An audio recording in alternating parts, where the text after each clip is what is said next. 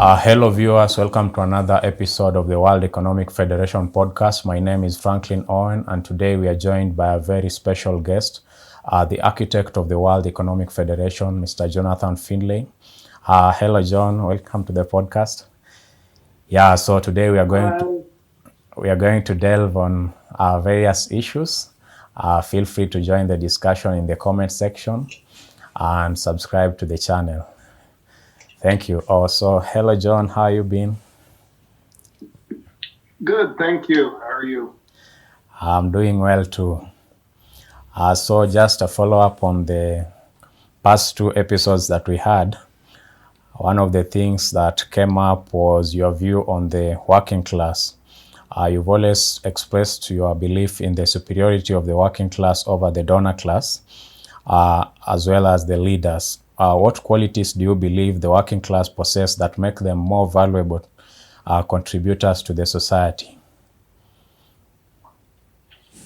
Well, first of all, it's their work on which the basis of the fiat currency is ostensibly based. Economics is about the management of productivity. Without productivity, in actuality, any fiat currency doesn't actually have meaningful value in the economic sense.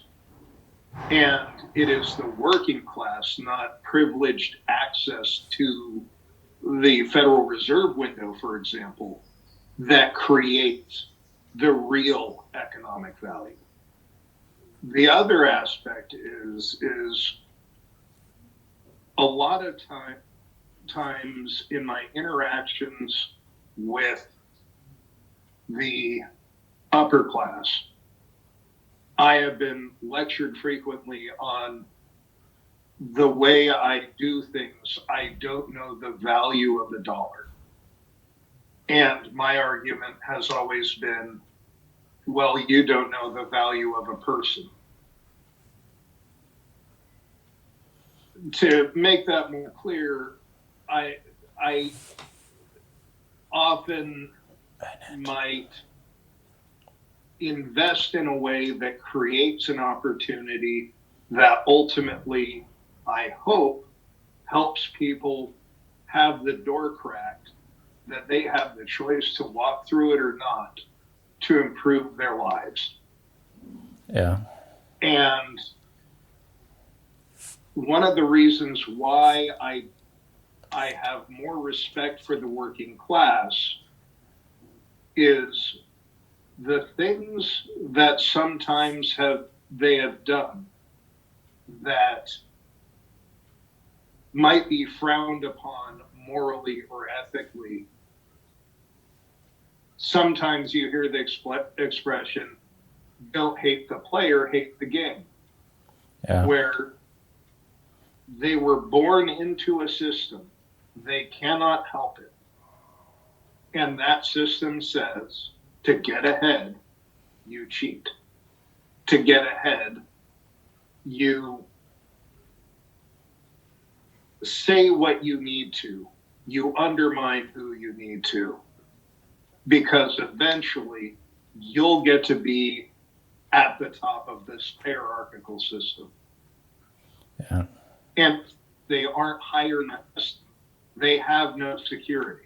Then you put that in contrast where they say, don't hate the player, hate the game. They were effectively born into the system without choice, and they are simply playing by the rules as it has been demonstrated to them by the upper class.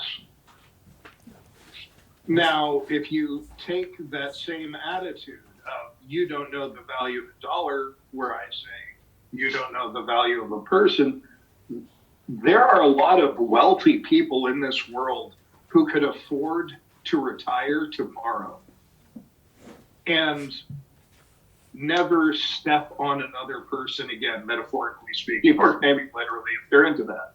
But they have a choice. They are secure in their position. They are independently wealthy. And in a capitalist society, only the independently wealthy are truly free, as it's structured right now. There isn't a free market where everyone is free. The people that are free are the ones with privileged access to the credit system. Yeah. So the wealthy, the 1%, they choose to step on others even though they have everything they need. They don't have to worry about feeding their kids. They don't have to worry about any of that, but they just keep doing it because they can't help themselves. So am I supposed to respect that when they have all of their needs met? Definitely no. Am I supposed to disrespect the working class who are just struggling to feed their kids No. and following the rules of the system that's set up by the upper classes? Being in a position of authority or privilege is not absolute freedom. It should be a burden, because when you're in that position, you are the people to blame for when the rules break the system, because you make the rules. You cannot blame the working class for playing the game. Yeah, true. You can only blame the people in charge of making those rules. And part of what the Federation intends to offer is, okay, that's how the billionaire class wants to structure capitalism. In contrast, the Federation honors the working class through capitalism and puts the working class in charge of capitalism, because in the end, it is their productivity that creates the value of the respective fiat currency in which they operate. So to say that a billionaire is the best and brightest because he has privileged access to credit, when he's really just exploiting the labor, is absurd. Because you can take that same credit, hand it to labor, in my view, and you will get far better results by giving labor a seat at the table. There's no need. I've spoken a lot about my problem with the current interpretation of capitalism, the current interpretation of communism and socialism is ultimately they're enforced through a gun or a barrel or state violence, taking freedoms away. You do not live in a free society if your freedoms can be taken away for someone else's profit. Yeah, true. So by giving the working class a seat at the table to leverage the credit system through the green energy structure, we are effectively saying, this is how you make the system equitable, through your own opinions being heard through this social media voting system. And then you can actually get commerce done and start meeting demands and having the productivity that is supposed to exist in a capitalist system that is currently simply controlled by an oligarch. You cannot separate the current interpretation or those other systems from violence. And the only way you can do that is by putting the people that actually have to do the work in charge. And if the billionaire class want to be supportive of that, great. Their businesses can become a part of a better future age working with their employees rather than undermining democracies and their voices in their own governments for profit. And that's what means most to me. Yeah, thank you. Thank you for your response on that. That was very comprehensive. So you've also answered my next question, which was with regards to the challenges faced by the working class. I'm glad you already touched on that. So we'll go to the third question, which is with regard to, you mentioned that oligarchs, maybe many of them, their needs, they work, they always behave out of greed. How do you perceive the role of oligarchs in the society, and what changes would you like to see in their influence over economic and political systems? I know you had touched on that, but just a quick one. Well, one of the problems with hierarchical systems is their inefficiency because they're about control, they're not about productivity. Because if we don't play ball with the elite who have access to credit, the credit markets gradually shut down because labor is getting too organized or this or that, got to try to overthrow the capital and various things along those lines. I mean, at least to my view, I think I've mentioned before that January 6th reminded me of the business plot of, I think it's 1933. I totally recommend people Google that. So the problem with oligarchy and hierarchies in general is that they are fundamentally a supremacist concept. They might dress it up between these various concepts, but ultimately, our betters simply know better. And who are we to challenge the rich people that run our system? They're our protectors from those other people that are oh so bad because they have the exact same qualities that make our systems corrupt. Yeah. Maybe they draw the line differently, but ultimately, when push comes to shove, our within the United States are willing to say this kind of genocide is bad, and this kind of genocide I'll redefine so it doesn't apply. Yeah. And that is fundamentally saying my hierarchy is good, their hierarchy is genocide, even though ultimately you're facilitating genocide in both cases. And when they commit genocide, it's not the billionaire class, it's not the top percentile of society that's usually being slaughtered. They constantly go back to like the French Revolution. It's like the French Revolution because it was so bad. Because in history, that is a prime example of when the oligarchs feared the people. Yeah. In that case, it was royals, but you get what I'm saying. Yeah. Because the first people those royals colonized was their own citizens. Yeah. Because they were forced under this hierarchy. They did not choose their birth. They did not say, I grant you this divine right of kings.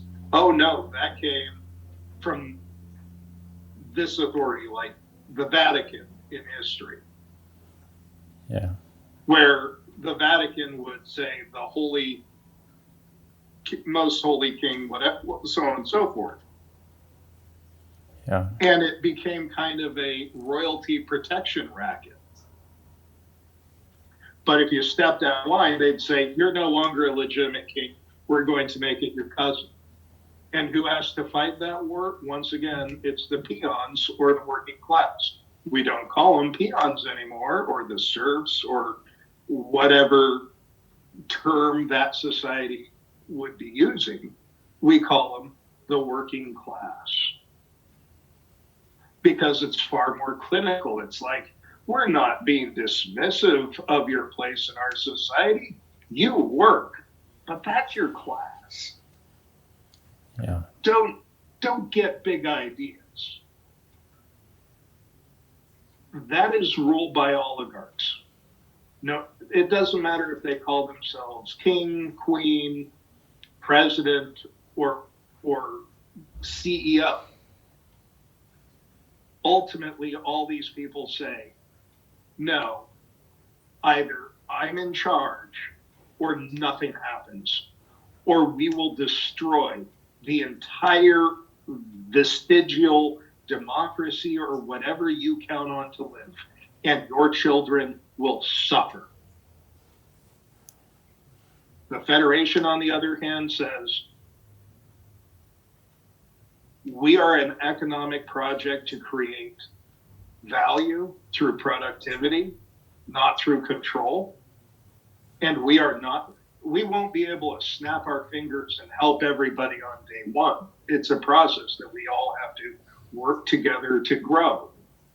Yeah.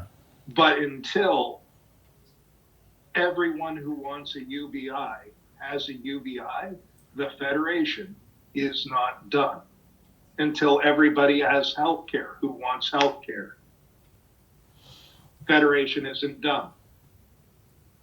That is the difference between the hierarchical oligarch rule, which needs to have a certain amount of unemployment or suffering and poverty to threaten you with to make sure you work, versus the Federation that says, here's your base pay, here's your basic benefits, here's a roof over your head. Now let's discuss equitably what it will take for these jobs to get done with you as the working community. Ignore those billionaires for now. They can come along with us if they want. It just won't be as good for Wall Street, but it still exists. I believe in capitalism in a sense of, yes, people other than the Federation should make investments, and they can be a part of that. But if the Federation has any say in it, the economic system is democratic, and competition only exists where you have a working class that can walk away. No need to unionize if you can say, look, my family's seen to either way. If you mistreat me or abuse my dignity, I will walk, and you will not be able to find anyone to put up with your nonsense. And that is the goal of the Federation. Go ahead. Yeah, that's amazing. Sorry. It's awesome. It's awesome. So that brings us to our next question. How does you mentioned the need of equitable access to finance markets for the working class? So what steps do you believe are necessary to achieve this balance between Main Street and Wall Street? Well, again, that comes down to the democratic process being built into the social media platform, where the various groups get to elect the various committees, both local, national, and international, that based off of what voting pool they exist in, where they get to say, we would like the world to look this way, or this Main Street needs more help, that Main Street needs more help. A small town should not be gutted just because one company left it. That's what happened during the 90s to a lot of rural communities, which is what's led to MAGA and Trumpism, in my opinion, today, is that the corporate media was so supportive of this neoliberal order that after 40 years of being gaslit, rural communities are just fed up and angry. And then the people that listen to liberal media, they come forward with this kind of, oh, well, you're just voting against your interests. You just don't know any better. Completely rejecting the lived experience that has led to the cynicism. Should that cynicism lead to the nihilism where it's okay to say awful things about minorities? Absolutely not. But you're not going to say, no, that's not what's happening here until you acknowledge the truth that is their lived experience. Because right now, you have one side saying, your life sucks, and this is why, blame those people, totally not me in Wall Street. And the other side is saying, Wall Street's wonderful. You just don't know any better. It's done so many wonderful things. So it's gaslighting the youth, and it's gaslighting rural communities.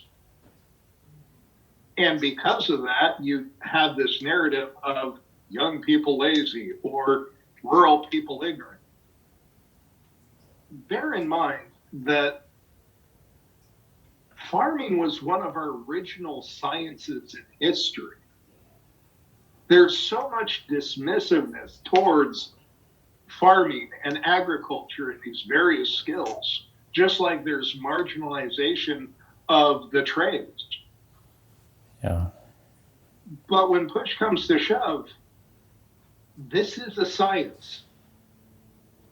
And when the scientific community, when the intellectual community looks down on these people with eyes that do not acknowledge the truth surrounding that person, to only condescend, that only seeks to divide. So you need to be able to separate the sin from the sinner, the bad ideas from the person who is repeating them, and say, I acknowledge your truth. And yes, rural communities have been treated horribly by neoliberals, and you have been gaslit for 40 years since the Dixiecrat takeover of the Democratic Party in the 90s. Yeah. But we are here. We are a new order within the party, and we acknowledge your truth. But the difference is, the cause is actually this. It's the influence of Wall Street. It's the influence of the very people that sign the checks of your corrupt leaders. It's all the same corruption. We need to stop blaming the government for the corruption that the two-party system allows.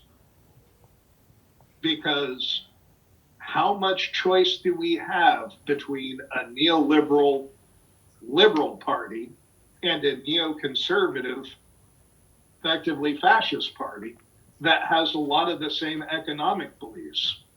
But neoliberalism, the natural result of it is fascism. You cannot separate the two. So saying I support trickle-down economics, or I'm sorry, neoliberal economics, but I'm against fascism, just shows that they have zero self-awareness as a politician, as a leader, and ultimately as a party. Yeah, and true. Having a bunch of people scolding each other on social media as to what narrative to believe, when really it's a shared narrative that has been given false explanations on each side. And as long as people use these languages differently, they'll never say, oh crap, it's the same people. And until someone actually acknowledges the injustice that's inflicted on the working class without racializing it, like I've said before, I do not believe, at least for my standards, that you can truly be woke without being aware of systemic injustice, period.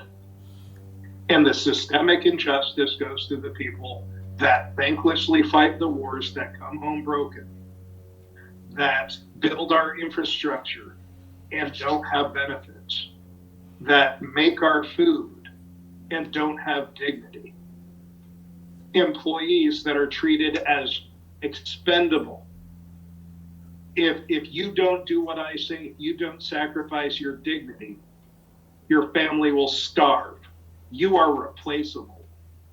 But I value the sanctity of life.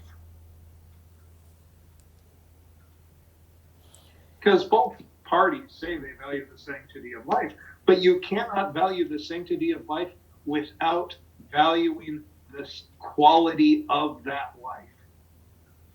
Yeah, true. Otherwise, that life has no quality. Yeah, true. And neoliberalism does not offer quality, it only offers quantity. That's why they always want us to have more kids, why we're always told you need to work more.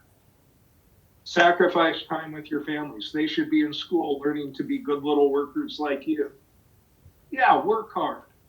But when you're done, go home. Spend time with your family and remember why we do these things. And I don't care if it's your biological family, your found family, or a bunch of close friends that you consider family.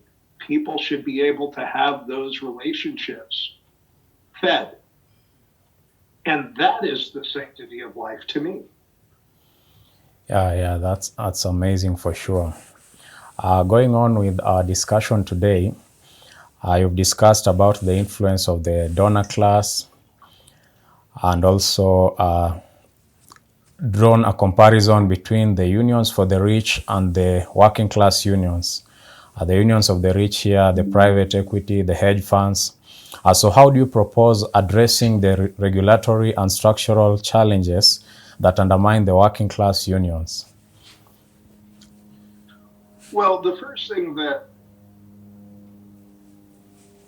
I've observed in relation to the unions is that it's quite common for there to be an alliance between conservatism and the criminal class. Yeah.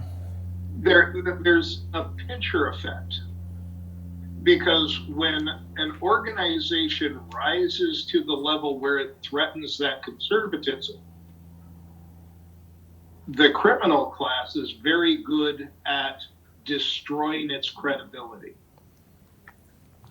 because they're working class, but they'll sell out the working class for $1. Okay. And that's why when unions started to become more powerful, you had the organized crime move in to control it, just like they had worked with the government during times of war in various smuggling and other operations. Yeah. During war, they're turned on our enemies, and during peace, they undermine things that might threaten the status quo. So the first thing you need to do is have a more transparent system that is mandated transparently. Mandated to be transparent. The other thing you need to do is ranked choice voting. Much like the other manipulations, the creation of the two-party system was not laid out at the birth of our nation. In fact, our founding fathers had a serious problem with political parties. But as the voting system became more liberal, then they started creating political parties. As political parties move through their life cycle, eventually they try to overthrow the system. And if they don't succeed, they get a reset and a rebrand. If they fail so badly that they're now ostracized, they just create a new parties. The Whigs become whoever. Maybe at some point the Republican Party will become the MAGA Party.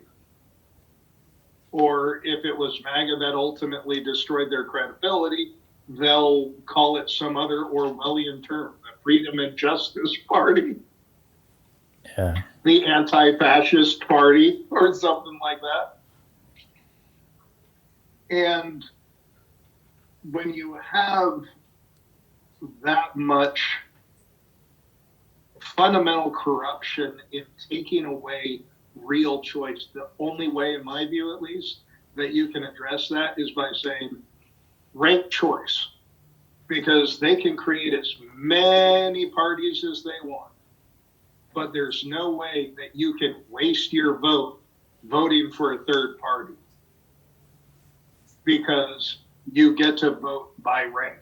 And if your first choice doesn't win, your next choice helps the next guy, or the next guy, or the next guy. Guy in the gender neutral sense, of course. But this is why I believe there is so much pushback across the United States against ranked choice voting.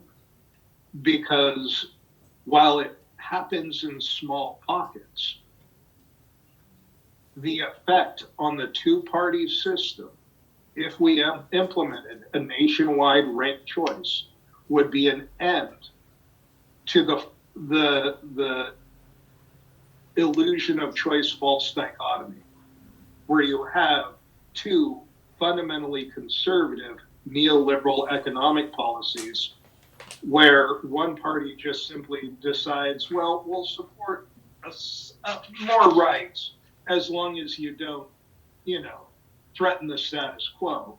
And the other side says, why should you have any rights at all?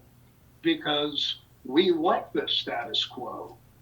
And the people that support me are supporting the status quo because they're already reserving their spot higher up in my hierarchy.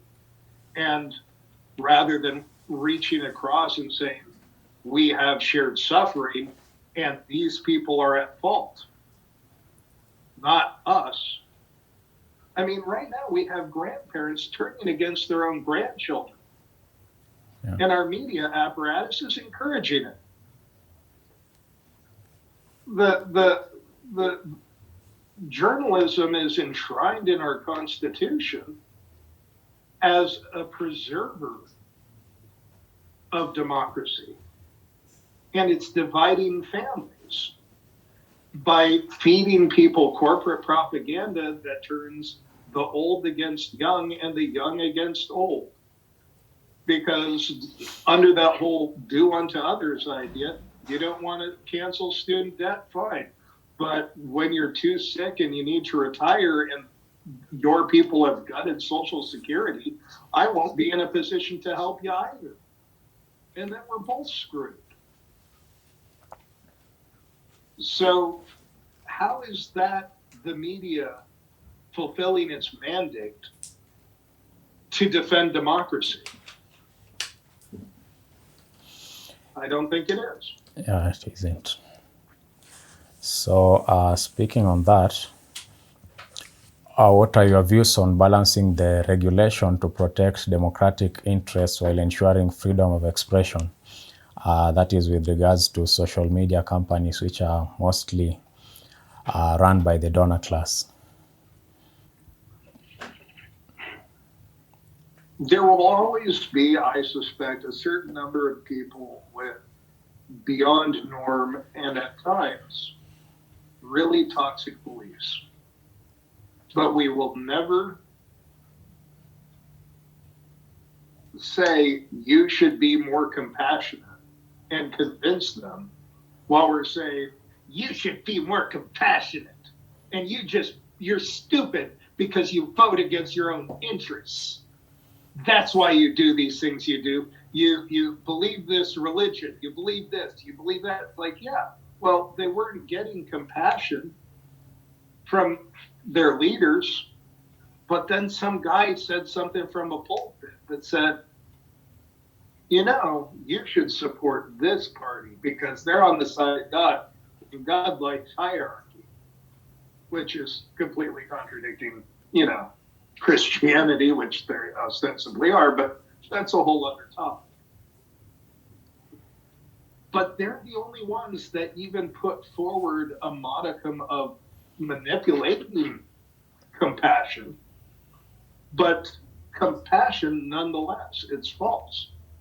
And that's why Trump is so powerful, is in the minds of his people, everyone's lying. But at least Trump says it's not your fault. The system abuses you. And the only reason they abuse you is because they care more about the other than they care about you. And who really taught them that? Trump could say it till the cows come home and they wouldn't listen. But over the last 40 years, that's literally been what's demonstrated. For example, Obama came in with a huge mandate, hope and change, and he let the banks off easy, and rural communities continue to struggle. That's not hope and change. That's more of the same. They came back briefly because he promised hope and change. Because they were lied to that time, now all they look for in Trump, this again is my opinion, is the retribution he promises. Because if they can't have compassion from people that preach compassion, they will have retribution on hypocrisy, even if they have to destroy their own democracy to do it, or the vestigial democracy that they're allowed. But the problem is in the end, if you destroy what little democracy you have, you destroy hope for a better future. What we need to do is destroy the system that seeks to control democracy against the working class. Corrupting. That's amazing. And as we go to the final part of our discussion on the working class and the donor class, and with regards to social justice, so what's your vision on achieving social justice and equity in the society, and how can individuals contribute to this vision? This is like a sum up to this first part of the podcast. What is your final take on all this? How can social justice be achieved?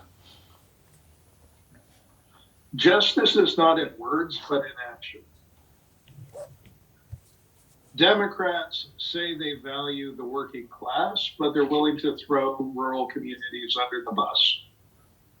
Republicans say they care about democracy and patriotism, but they throw everything under the bus in pursuit of their nihilistic ends, in pursuit of power. Neither of them actually walk the walk. And right now, there is no vehicle in which a person can say, by participating in this system, I have the opportunity to not talk, but do. Because our governments have been paid not to do anything, to make us more dependent on the corporations, which means employers in Wall Street. The way you get justice is by people working together, hopefully under the Federation banner or something like it, where they say, no one being left behind is acceptable. This isn't a political stump speech. This isn't an act of messaging or manipulation. This is the sole purpose of this organization, not using violence to demand conformity or taxes, but to say, look, I disagree with you. And frankly, some of your beliefs might be really toxic. That doesn't mean your children should starve. That doesn't mean you should die impoverished. That doesn't mean you should go bankrupt the first moment you get sick. You cannot say you value life unless you give care to the quality of it. I want the Federation to value that life. Not as a superficial slogan that's saying, look at me someday in the future. No, it's every step towards success. We don't pat ourselves on the back. We say, look how many aren't there yet. And I'm not here to preach at you. I am here to serve you and your community. No matter how much I disagree with you, your children should never suffer as previous generations have suffered under the manipulation, the propaganda, the sickness of the neoliberal system, of the redressed colonial system that is neoliberalism. Because rather than technology setting people free, they've just used a combination of credit and social media and various other instruments within society to colonize your private life so you have no privacy, to colonize your bank account because you're under permanent loans that cannot be removed through bankruptcy, through the student loan system. And if you don't keep working for whatever crappy offer you're given, we will make it so much worse for you. That's what government offers. And to me, the offer of a socialist saying, well, we'll just tax people more. I'm like, yeah, but ultimately, if someone's in a position and they don't pay their taxes, you send guys with guns. And then it becomes a subjective question of when is it okay to send guns over money? If someone murders a person or does some violent crime or something like that, yeah. If someone invades your country, you have the right to defense. But you should not have the right to come up to the working class and say, the government owes you nothing, but you owe me. And that's what the tax system currently says. And that is what the Federation is getting away from entirely. That's amazing. That's amazing for sure. So just as we end this first podcast, so what's your last word for the viewer watching us right now? What can you tell them, like the last parting short word? Just as people start to pick up these videos, I really do hope that they will share their experiences, that they will share their observations and how this system can be improved. I'm just one person who's lived one path in life, and that life has been with a lot of privilege to it. I've stepped away from that privilege for lengths of my life, but that was by choice. People don't have the choice to have privilege at all in many cases. How can I know how to try to better design this system unless people tell me this is a problem you might not see? Can you please think about this?